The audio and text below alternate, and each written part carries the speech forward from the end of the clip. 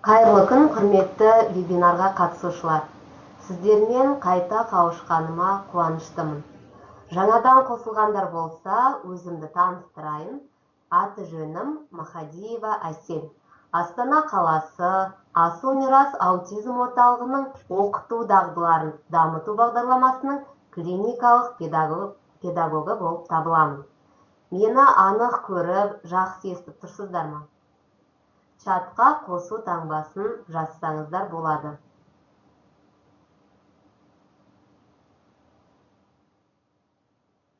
Жақсы, қосылғандардың барлығына алғыс білдіремін. Арасында сұрақтарыңыз болса, жауап беріп отырамын. Чатқа жолдаңыздар.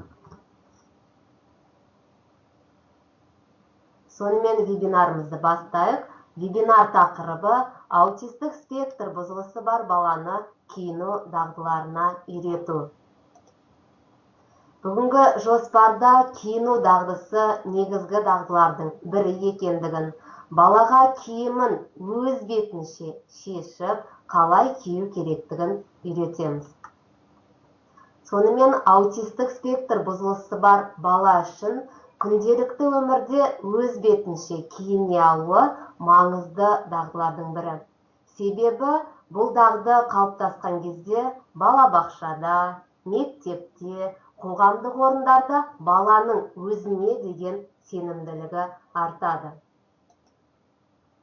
Тәжірибе көрсеткенде ата-аналар орталықтарға барғанда мамандардан балада академиялық дағдыларды қалыптастыруына аса мән беруді сұрайды. Олар оқу, жазу, математика, яғни ата-аналар үшін баласының санай алуы, әріптерді білуі, түстерді ажыратуы маңызды. Әрине бұл дұрыс. Дегенмен, бала үшін өзін-өзі қамтамасыз етуі одан да маңыздырақ. Себебі киіну дағдысы баланың келешек өміріне әсер етеді. Бала орталықтарға, балабақшаға келгенде мамандар баланың өздігінен киініп шешіне алмау мәселесімен кездесіп жатады. Ата-ананың күтіп тұруға уақыты жетпей, асығып өздері киіндіреді. Оны ата-аналар өздері де мойындайды. Құрметті қатысушылар, көріп тұрғандарыңыздай, өздеріңіз барлығын баланың орнына жасайсыздар. Мүмкін бала оны өзі де орындай алатын шығар, ал сіздер мән бермейсіздер. Нәтижесінде бала өзі киінуге талпынбайды, себебі ол манекен сияқты тұруға ғана үйренген. Солай ғой. Алайда айтып өткендей, аутистік спектр бұзылысы бар балаға киім кию қиындық тудырғанымен өмірде қажет дағдылардың бірі. Балада осы дағдыны қалыптастыра отырып, басқа дағдылардың, яғни ойлау, сөйлеу қабілеттерін, ұсақ моторика және сенсомоторлық тепе-теңдігін ұстауға да үйретеміз. Киім кию дағдысына кіріспес бұрын баланың даму деңгейін анықтап алған жөн.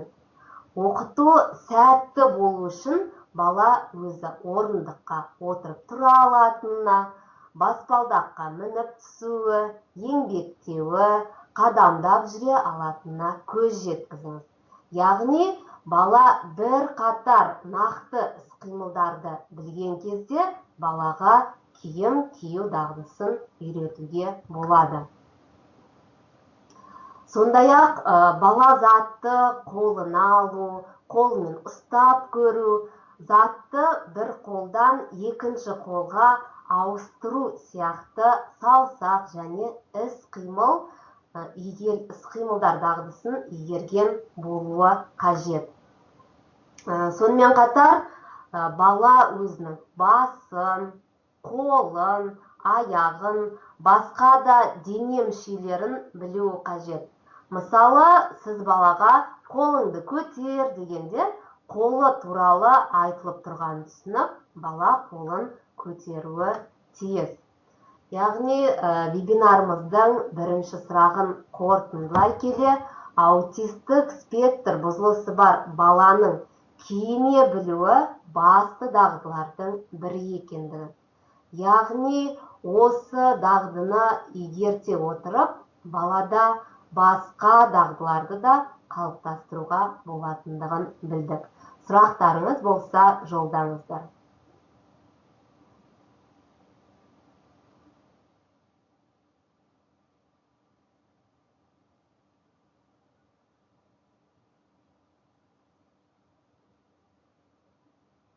Жақсы, құрметті тыңдаушылар, одан ары қарай жалғастырайық вебинарымызды. Балаға киімін шешуді үйрету. Даладан үйге кірген уақытта бала үстіндегі сырт киімдерін, қолғабын, аяқ киімін, бас киімін өзі шешуге талпынатынын байқаған боларсыздар. Өйткені балаға киімдерін шешіп, денесін босату аса ұнайды. Киімді шешу киюге қарағанда әлдеқайда жеңіл болып тұр. Сондықтан алдымен киімді шешуді үйреткен жөн. Бәтеңке немесе шалбарын шешуді үйреніп, баланың дағдылары қалыптасқанда киімдерді шешудің күрделі түрлерін игеруге көшеміз. Шешіну дағдыларын неғұрлым нәтижелі меңгерту үшін мұны екі тәсілмен үйреткен дұрыс.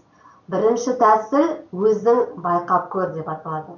Яғни, мұнда ересек баланың жейдесін шешуге жартылай көмектеседі.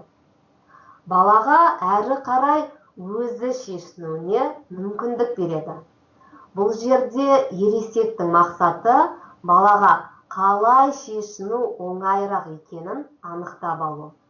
Мысалы, бір балаға жеңінен тартып, екіншісіне жағасынан, ал үшіншісіне етегінен тартып шешіну ыңғайлы. Балаға шешінудің қай түрі оңай екенін анықтап алғаннан соң, екінші тәсілге көшеміз. Екінші тәсіл кел көмек берейін деп аталады. Мұнда ересек киімді баланың қолдарымен шешеді. Яғни, ересек баланың білегінен ұстай отырып, шешуге көмек береді. Осылайша, бірінші тәсілде балаға киімін қалай шешкен оңайырақ екенін анықтасақ, ал екінші тәсілде баланың икеміне қарай өзі киіп жатқандай етіп көмек бересіз. Сондай-ақ баланың жетістікке жеткендігін ескертіп, үнемі мадақтап отыру қажет. Әдетте шешіну дағдыларын қалыптастыруға аса көп уақыт кетпейді. Өйткені шешіну балалар үшін анағұрлым жеңіл. Дегенмен, құрметті тыңдаушылар, аутистік спектр бұзылысы бар әрбір бала дара екендігін естен шығармауларыңызды сұраймын. Сол себептен де бір балаға біршама уақыт керек болса, екіншісі көп уақыт бөлуді талап етпеуі мүмкін. Енді сіздермен вебинарымыздың маңызды тәжірибелік бөліміне өтеміз, баланы киінуге үйретеміз. Балаңызды киіну дағдыларына баулуды бастамас бұрын, дәл қазіргі уақыттағы киіну дағдысын бақылап және бағалап алуыңыз қажет. Нені ол өз бетінше жақсы жасай алады? Ол нені орындауға сіздің көмегіңізге мұқтаж? Нені жартылай, ал нені мүлдем орындай алмайды? Мысалы, балаңыздың әжетханадан шығу алдында шалбарын киюге деген талпынысын байқаған боларсыз. Осы сәтте киінуге асығуға асықпай, өзіне мүмкіндік бергеніңіз дұрыс. Сыртынан бақылау жүргізсеңіз, балаңыз жақсы орындай алатынына да көз жеткізесіз. Ал егер де көмек қажет екендігін байқасаңыз, көмек беріңіз. Кестеге назар аударсаңыздар, мұнда киінудің 5 негізгі дағдысы көрсетілген. Алғашқы 3 дағды негізгі базалық болып табылады. Шалбарын кию, жейде мен жемпірін кию, түймелері бар жейдені кию. Яғни осы дағдының барлығын сіз күні бойы бақылап, бағалай аласыз.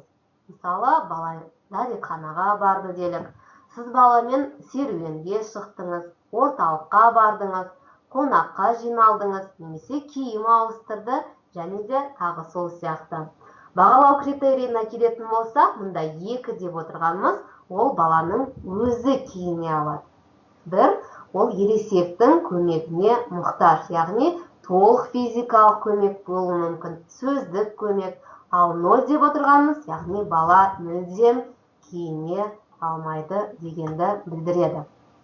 Яғни біз осы дағдыларды жеке-жеке бағалағаннан соң, балада қай дағды әлі дамымағандығын аңғарамыз. Жақын арада дамытатын 3 дағдыны белгілеп алыңыз. Бұл дағдыларды балаңыз жартылай меңгерген болар, бірақ жетілдіруді қажет етеді. Экранда көріп отырғандай, шалбар киюге 1 деген баға қойғанбыз, яғни ересектің көмегіне жүгінеді бала. Ал түймелері бар жейдені мүлдем кие алмайды, және де бала аяқ киімін киюді білмейді деген сөз. Сондай-ақ баланың даму деңгейіне, физикалық құрылымына мән беріңіз. Және де осы кезде балаға киіну реттілігін бірден үйреткен дұрыс.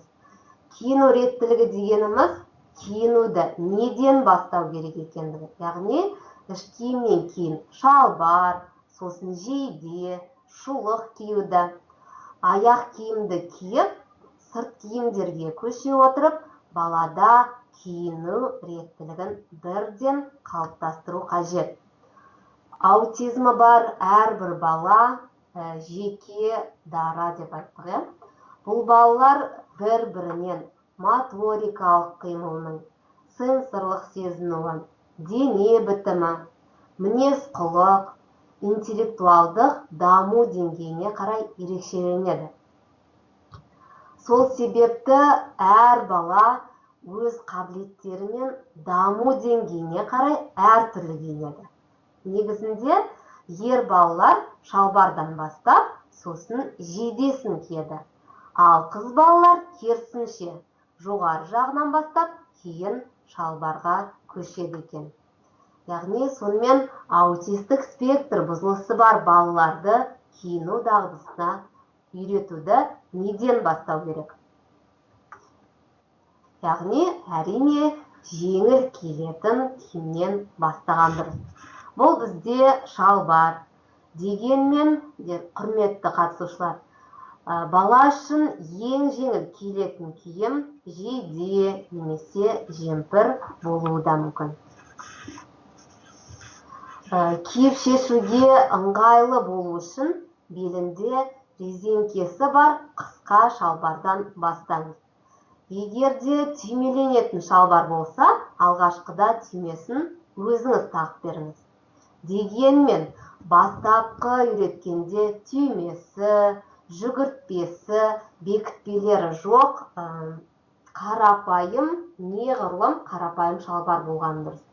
Сондай-ақ балаға шалбарының балағынан аяқтарын шығарғанға дейін отырып киінген дұрыс екендігін түсіндіру керек. Бала шалбардың артқы бетін алдыңғы бетінен ажырата алу үшін суретпен, не жанында қалтасы болғаны дұрыс. Сондай-ақ баланы болмашы аз да болса жеткен жетістіктері үшін мадақтаңыз. Естеріңізге сала кетейін, алдыңғы вебинарымызда сатылап оқыту әдісіне тоқталған болатынбыз. Сатылап оқыту әдісі арқылы балада түрлі дағдыларды, гигиена, өзіне өзі қызмет көрсету, әлеуметтік дағдыларды үйренуге болатынына көз жеткіздік. Яғни киім кию дағдысын балаға меңгертуде дәл осы әдісті пайдаланамыз. Берілген дағдыны үйрету үшін алдымен оны бірнеше сатыға немесе қадамдарға бөліп үйретеміз. Экранда көріп отырғандарыңыздай, шалбарды киюді үйрету 7 қадамнан тұрады. Бірінші сатыда біз ересек шалбарды жамбасқа дейін кигізеді, ал бала шалбарды беліне дейін көтеріп киеді. Екінші сатыда ересек шалбарды тізеден жоғары кигізеді, бала сәйкесінше шалбарды беліне дейін көтеріп киеді. Үшінші сатыда шалбарды екі аяғының басына ғана кигіземіз. Бала орнынан тұрады, еңкейіп, шалбарды беліне дейін көтеріп киеді. Төртінші сатыда ересек шалбарды баланың екі аяғының басына ғана кигізеді, бала бұл жерде отыр.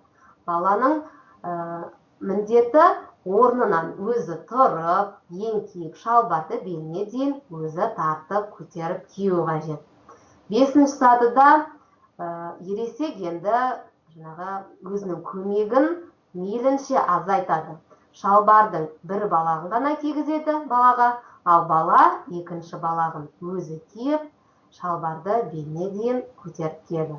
Алтыншы сатыда ересек шалбарды баланың қолына береді, ал бала сәйкесінше шалбарды екі балағына киіп, беліне дейін өзі көтеріп кию қажет. Жетінші сатыда шалбарды ересек бермейді, шалбарды бала тұрған жерден өзі алып, яғни өзі киюі қажет. Яғни осы шалбарды балаға дұрыс киіп шешуді үйретудің үзіндісін сіздерге чатқа жіберемін. Бірінші, екінші сілтеме арқылы өтіп, бейне көріністерді қарастырайық. Және де бізде бейне көріністе ассистент рөлін дамуы қалыпты бала орындағанын ескерткім келеді. Бірінші сілтемені ашыңыздар.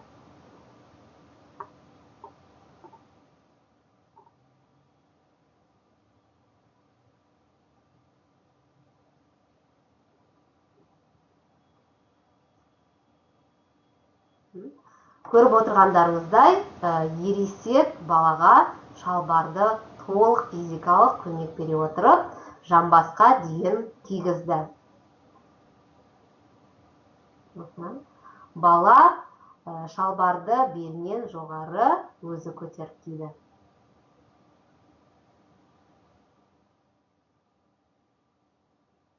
Жарайсың деп мадақтап жатыр. Келесі сатыда ересек шалбарды баланың екі аяғынан өткізді.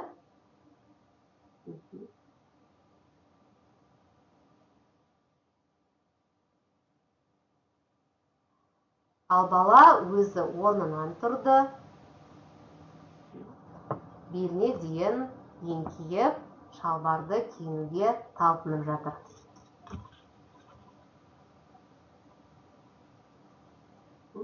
Осы сатыны бірнеше рет қайталап, бала меңгергеннен кейін ересек балаға шалбардың бір балағын ғана кигізді. Екінші аяғын балағынан бала өзі шығарып жатыр. Яғни бұл жерде де ересек жартылай физикалық көмек көрсетті. Шалбарды бала беліне дейін көтерді, ересек баланы жарайсың деп мадақтап жатыр. Жақсы, екінші сілтемені ашыңыздар. Шалбарды шешуді үйретудің бейне көрінісі.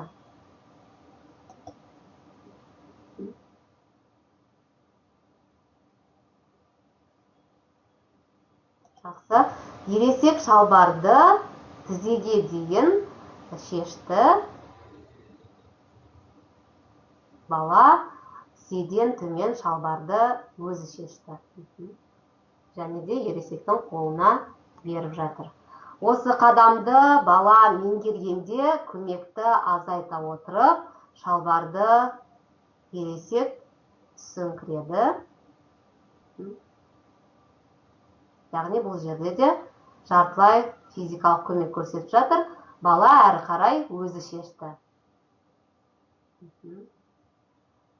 Осылайша әрбір қадамды бала ересектің көмегінсіз жасай алатын деңгейге жеткенше қайталау қажет. Қадамдар баланың дара ерекшеліктеріне сәйкес түсінікті болуы керек. Әрбір қадамды үйреткенде балаға көмек береміз, яғни ол толық физикалық көмек, жартылай физикалық көмек, жесттік, вербалды көмек түрлері. Балада сіздің көмегіңізге тәуелділік пайда болмас үшін көмекті біртіндеп азайту қажет. Және де көріп отырғандарыңыздай, әр жасаған баланың сәттілігіне, яғни ересек оны мадақтап жатыр. Сондай-ақ ескерте кететін жайт, қадамдардың орындалуы баланың даму деңгейіне байланысты. Мүмкін балада шалбарды кию дағдысы 3 қадамға дейін қалыптасқан болар, ал әрі қарай сіздің көмегіңізге жүгінеді. Онда сіз 4-ші қадамнан жалғастырып өтесіз.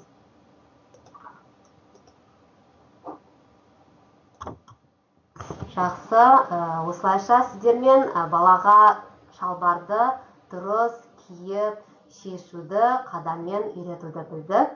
Сұрақтарыңыз болса, чатқа жіберіңіздер.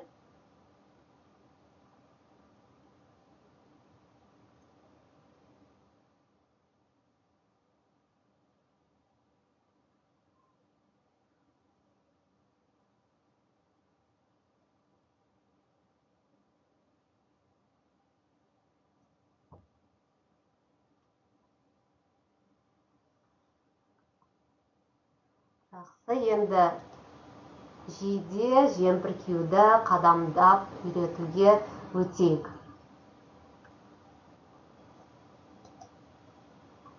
Жейдені, жемпірді балаға киюді үйрету үшін ең алдымен жейде денеге жабысып тұрмайтындай еркін киілетін, мойын аймағы кең болған дұрыс.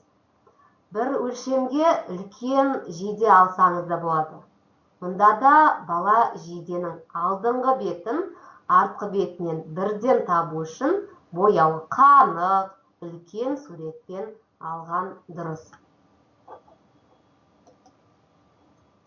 Жейдені дұрыс қалай сатылап киюді үйрету үшін экранға назар аударайық. Бірінші сатыда ересек баланың қолын жейденің жеңіне кіргізеді, жейденің мойнынан баланың басын шығарады, яғни бұл жерде толық физикалық көмек көрсетеді.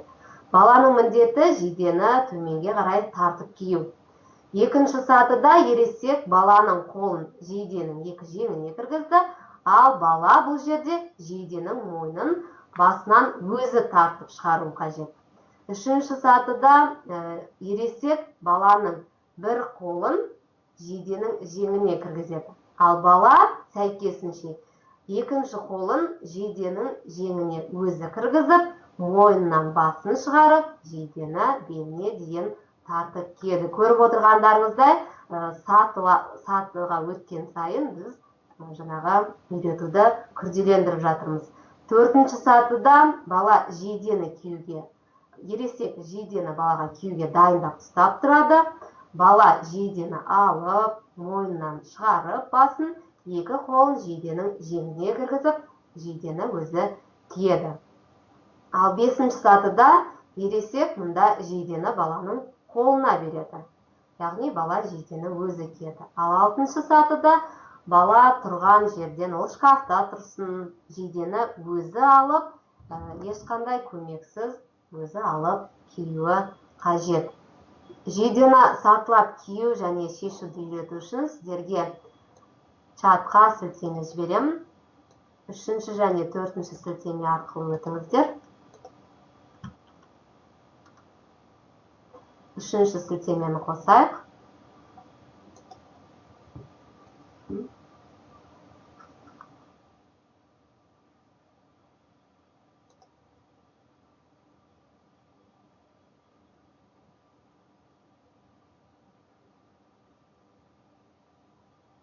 Сонымен көріп тұрғандарыңыздай, Ересек балаға жейдені басынан өткізуге көмек берді. Әрі қарай бала қолдарын жейдеден шығарып, дұрыстап киді.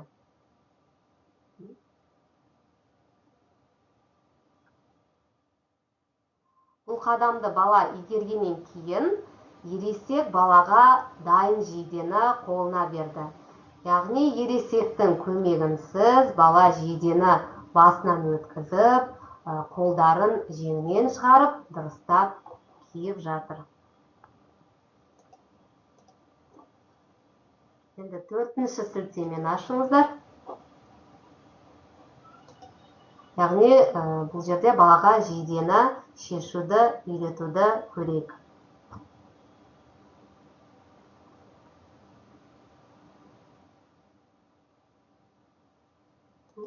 Ересек көріп отырғандарыңыздай физикалық көмек арқылы жейдені жоғары көтерді. Әрі қарай бала өзі шешінуге мүмкіндік берді балаға.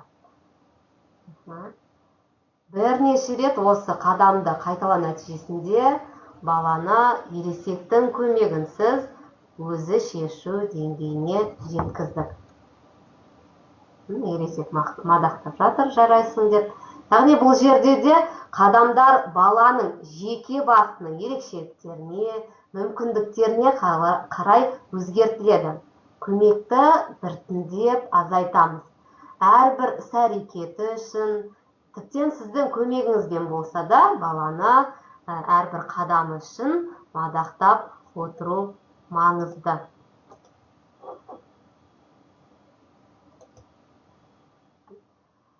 Кейбір аутистік спектрі бұзылысы бар балалар үшін жейдені, жемпірді басынан өткізіп кию өте қиын. Бала үшін ыңғайсыздықта тудырып жатады. Сондықтан енді біз түймелері бар жемпірді кейін үйренуге тоқталамыз. Түймесі бар жемпірді киюді сатылап үйрету 5 қадамнан тұрады. Яғни, мұнда ересек балаға жемпірдің 2 жеңіне қолдарын кіргізіп береді, бала қолдарын 2 жеңінен өткізіп, жемпірді дұрыс киеді. Келесі сатыда ересек жемпірдің жеңінен баланың тек бір қолын ғана кіргізеді. Яғни, жағасын ұстап тұрады. Ал бала жемпірдің жеңіне екінші қолын кіргізіп, жемпірді дұрыс киеді. Келесі сатыда ересек түймесі салынбаған жейдені қолына тек ұстап тұрады, ал бала жемпірден бір қолын өзі кіргізіп, екінші қолын киюге енді ересектің көмегі қажет бұл жерде. Келесі сатыда балаға ересек түймесі салынбаған жейдені дайындап қолына береді. Бала жемпірді өзі алып, 2 қолынан жеңін өткізіп, жемпірді дұрыс киеді, яғни жиектерін біріктіреді. Ал 5-ші сатыда бала дайын жемпірді тұрған жерінен өзі алып, өзі дұрыстап киеді. Түймесін салудың мұнда міндетті түрде қажеті жоқ. Енді түймелері бар жемпірді киюді және де шешуді сатылап үйрету сіздерге түсінікті болу үшін 5-ші және 6-ші сілтемемен өтейік. 5-ші сілтемені ашыңыздар.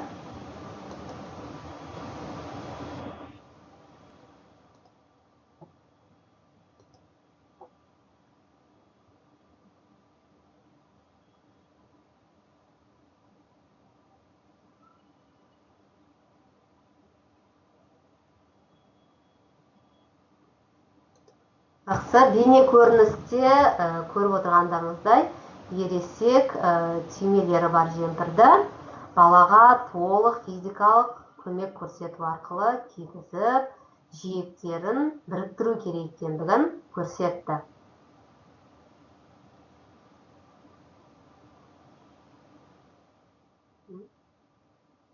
Келесі қадамда ересек балаға жемпірдің бір жеңін физикалық көмек беру арқылы кигізді.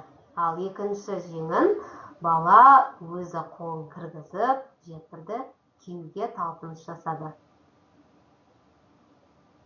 Одан әрі бала ересектің жартылай физикалық көмек арқылы кемпірдің екі жиегін біріктірді.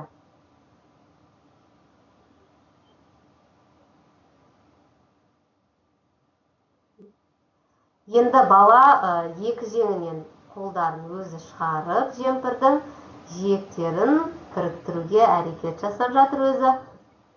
Ересек көрсетіп жатыр вербалды көмек арқылы жиектерін біріктір деп. Осыдан кейін ересек балаға дайын жейдені беріп, оны бала өзі киді. 6-шы сілтемені ашыңыздар.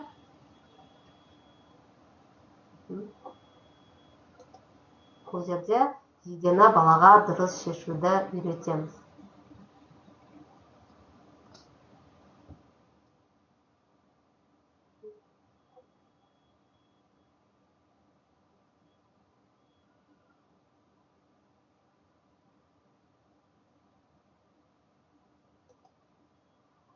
Көріп тұрғандарыңыздай, ересек баланың жейдесін шынтағына дейін шешті. Яғни ересек жартылай физикалық көмек берді. Ал бала шынтағынан төмен өзі шешіп жатыр. Яғни ересек жартылай және толық физикалық көмек көрсетуде. Келесі қадамда ересек жейдені шынтағына дейін толық физикалық көмек көрсету арқылы шешті. Жейденің жиектерін дұрыстап берді, ал бала әрі қарай жейдені өзі шешті.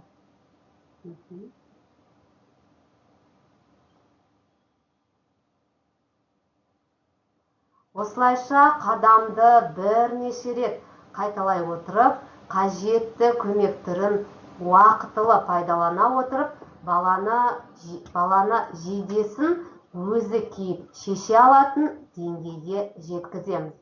Және баланы мадақтап отыруды естен шығармаңыздар.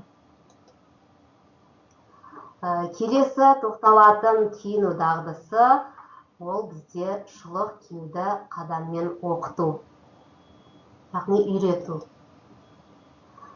Ескертетін жайт, үйретердің алдында шұлықтағы суреттерге мән беріңіз. Яғни суреттер аз болу керек. Ең дұрысы өкшесі және де бақайлары белгіленген шұлық алған дұрыс. Яғни шұлықты киюді сатылап үйрету, ол бірінші сатыда ересек шұлықты баланың тобығына дейін кигізеді. Ал бала шұлықты тобықтан жоғары ғана тартып киеді.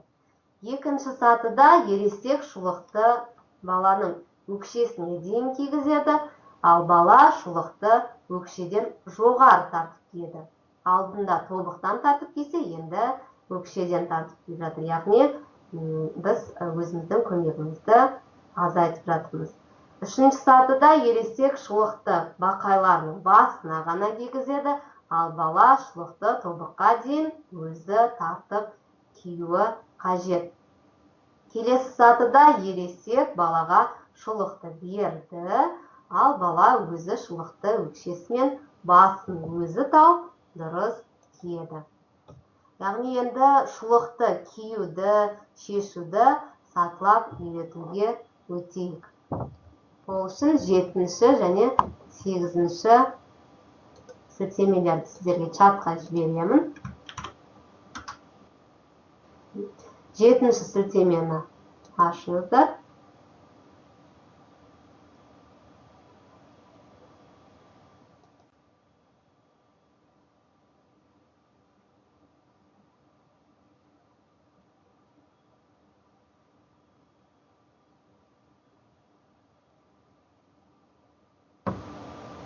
Яғни көріп тұрғандарыңыздай, ересек шұлықты баланың бақайына дейін толық физикалық көмек көрсету арқылы кигізіп жатыр.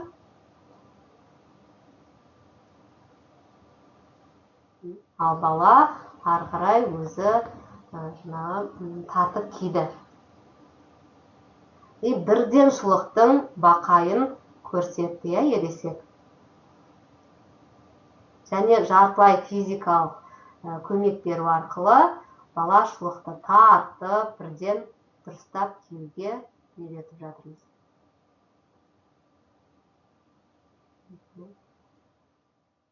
Яғни осы ретпен біз екінші шұлықты кигіздік.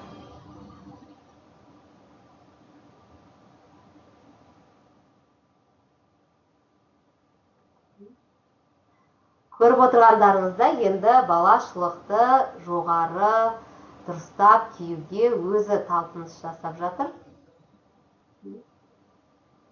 Мұндайда ересек адам шұлықтың бақайын, өкшесін дұрыстап бірден түзетіп жатыр.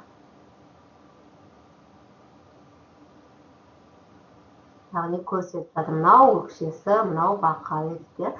Бұл қадамда да бала игергеннен кейін келесі қадамға өтеміз. Яғни бала шұлықты өзі дұрыстап киюі керек. Көріп отырғандарыңыздай, алғашқыда ересек толық физикалық көмек берді, одан кейін жартылай физикалық, одан кейін жесттік көмек көрсетті балаға. Баланың жетістігі үшін мадақтап жатыр. Жақсы, келесі 8-ші сілтемемен өтіңіздер.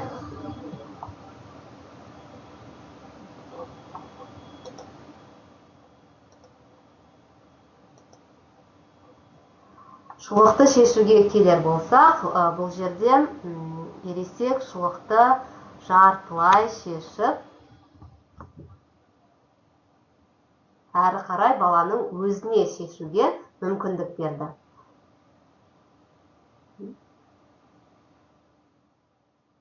Екінші аяғынан шұлықты бала өзі шешуге тырысты, дегенмен шұлықты тартып тұр.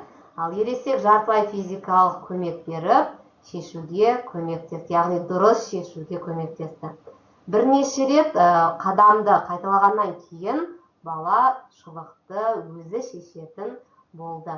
Сондай-ақ балаға әркез шұлықтың басы мен өкшесін көрсетуді және де мадақтап отыруды ұмытпаңыздар.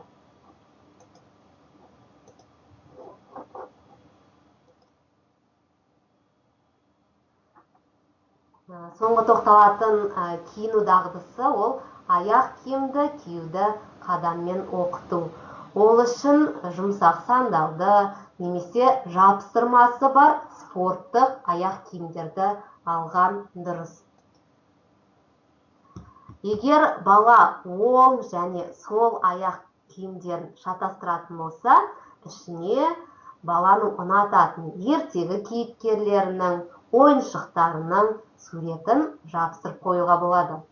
Және балаға сол суретке қарап, аяқ киімін бірден дұрыс қоюға үйретіңіз.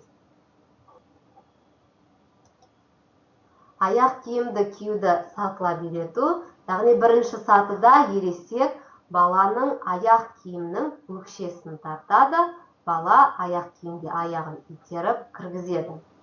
Екінші сатыда ересек аяғын баланың аяқ киімге кіргізді, бала аяқ киімнің енді өкшесін өзі тартып кию қажет.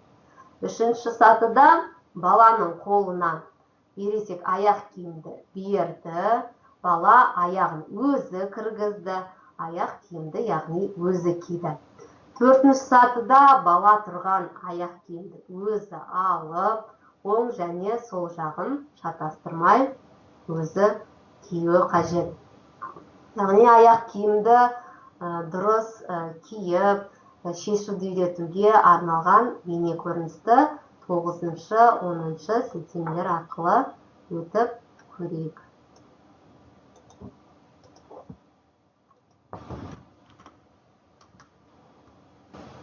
Сіздерге чатқа жібердім.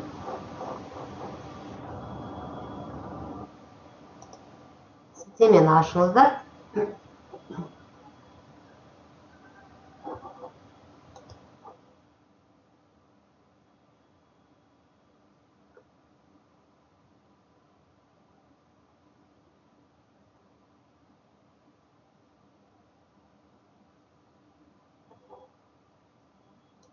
көріп отырғандарыңыздай, бірінші қадамда ересек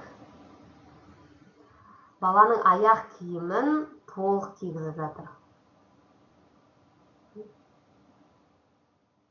Бала тек бұл жерде жапсырмасын жапсыру керек еді, дегенмен жапсырмасын да өзі жапсыра алмай жатыр. Сондықтан ересек тарапынан толық физикалық көмек берілді. Яғни бала жапсырманы өзі тағуды үйренгенде келесі сатыға өттік. Яғни аяқ киімді жартылай ғана кигізді ересек. Әрі қарай бала өзі киіп, жапсырмасын өзі жапсырды.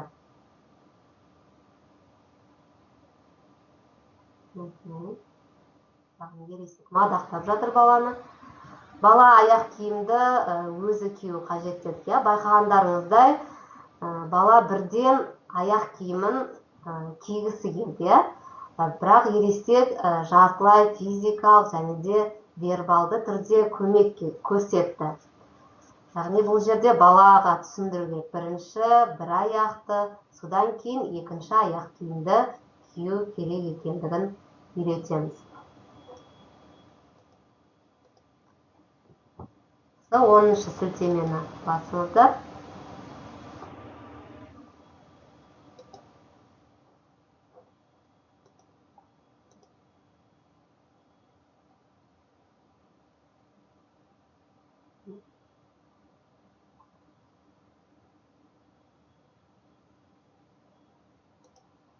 Көргендеріңіздей, бала аяқ киімін өзі шешіп жатыр, бірақ аяқтарын бірінің үстіне бірін қойып шешіп жатыр. Яғни келесі қадамда ересек аяқ киімді дұрыс шешу керек. Яғни бірінші аяқты шешу керек, сосын екінші аяғын шешуді үйретіп жатыр.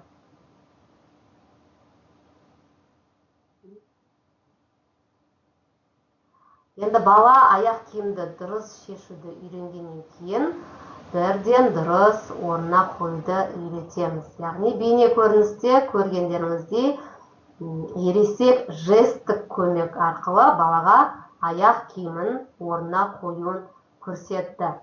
Сонымен аяқ киімді киюді, шешуді балаға үйрету барысында көмекті уақытылы әрі мейлінше азайту қажет. Баланың өзіне мүмкіндік беруді ұмытып кетпеңіздер. Және де баланың жеткен жетістіктері үшін үнемі мадақтаңыздар. Аяқ киімді бірден орнына қоюды үйретуді ұмытпаңыз. Сонда қай жерге бармасаңыз да бала аяқ киімін алып, автоматты түрде орнына қоятын болады.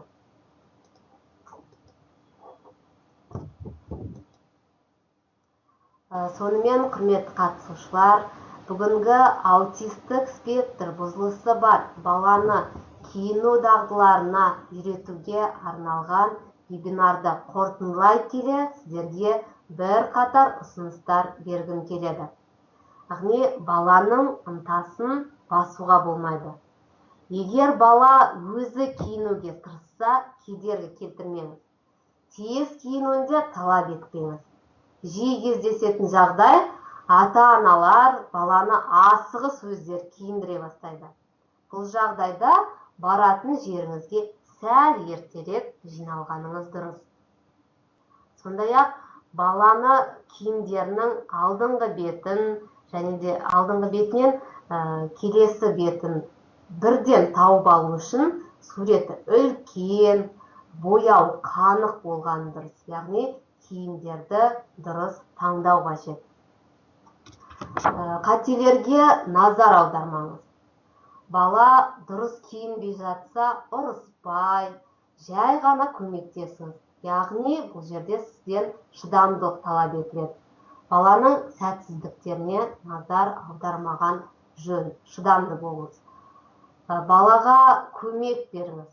Яғни ол көмек түрлері толық физикалық, жартылай физикалық, вербалды, жесттік көмек. Бірақ уақыт өте келе көмектің түрін азайтыңыз. Сонда бала өзі киіну деңгейіне жетеді. Яғни киіну дағдысы толық қалыптасады. Сондай-ақ баланы мадақтау қажет. Тіпті оның әрекеті сіз үшін мардымсыз, болмашы, шамалы деп ойласаңыз да, үнемі мадақтаңыз. Сонда бала жетістікке жетеді. Сонымен құрметті қатысушылар, аутистік спектр бұзылысы бар баланы киіну дағдыларына үйрету жайында айтып, сіздерге ұсыныстар берілді. Сұрақтарыңыз болса, чатқа жазыңыздар, жауап беремін.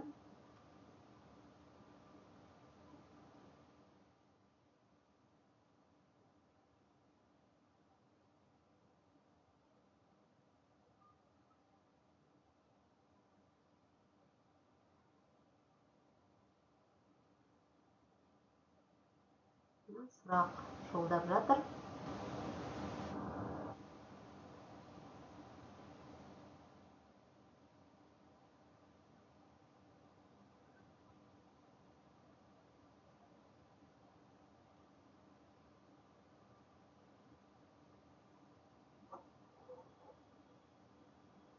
Сұрағы жоқ, өте керемет, түсінікті, жоғары деңгейде түсіндірдіңіз. Рахмет дейді. Сіздерге де рахмет. Сонымен құрметті қатысушылар, сұрақтарыңызға да рахмет. Вебинарды осымен аяқтаймыз. Назарларыңызға рахмет. Келесі вебинарда жолыққанша сау болыңыздар.